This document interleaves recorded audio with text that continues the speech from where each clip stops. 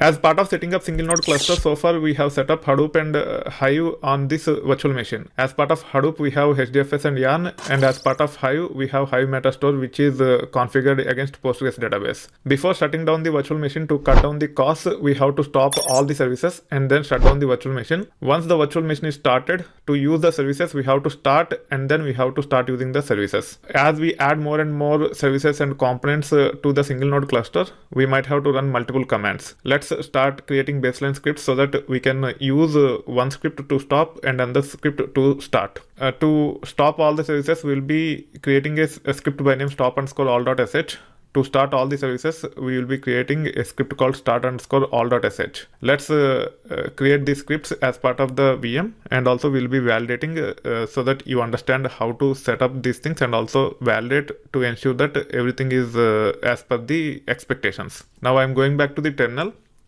In this, I'm creating a script called as stop_all.sh. In this, first we have to stop Yarn because Yarn is dependent on HDFS. If you directly stop HDFS, there might be few issues with respect to Yarn. We have to stop these services or components in these services in appropriate order. Then we'll be stopping DFS or HDFS using stopdfs.sh. To make sure that everything is stopped, we can run this command called as JPS at the end. It will take care of listing the Java related process that are running on this server. Now let me come out of this. Similar to this, I'll be creating another script called as start_all.sh. In that, first we need to start DFS or HDFS. Then we have to start Yarn. Then we have to start the Docker container. The container is nothing but cluster util db. It is nothing but a container which runs Postgres as part of it. Now I want to run JPS to ensure that all the components related to HDFS and Yarn are started. We can also run this command called as docker ps to make sure that we list the Docker containers that are up and running. Now let's save this and come out of it. Now to validate whether the script works or not, first let's run JPS to understand the current status. As of now, nothing is running on this. You can see no HDFS or Yarn related components are running on this. So to start, I can say source start_all.sh. It will take care of starting all the components related to HDFS, Yarn, and also it will take care of starting the Docker container. Let's wait until the script is run, then we'll take it further. Now you can see the output here.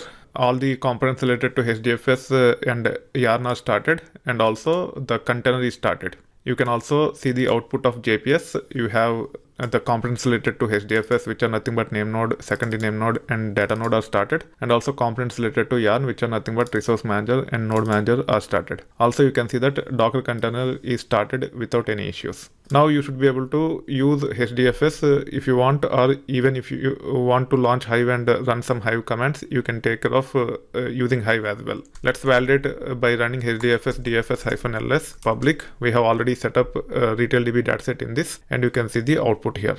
Now, if you want to shut down the virtual machine, you have to stop all the services. You don't need to worry too much about Docker containers. They will be stopped automatically when we shut down the server. There won't be any corruption. If you run into any corruption related issues, you can even take care of stopping the Docker containers by adding docker stop by passing the container name to it. For now, I'm not adding as part of stop_all.sh. You can actually see the contents of stop_all.sh. We have only scripts to stop Yarn and DFS, and also list the JVMs that are running after stopping these services. Now I can say source stop_all.sh. It will take care of stopping the components related to Yarn first, and then components related to HDFS. Also, JPS will give us if any JVM is up and running, we can validate to confirm all the components are shut down. You can see there are no processes that are related to either HDFS or Yarn, which means the services are shut down gracefully. Now we can go to the web console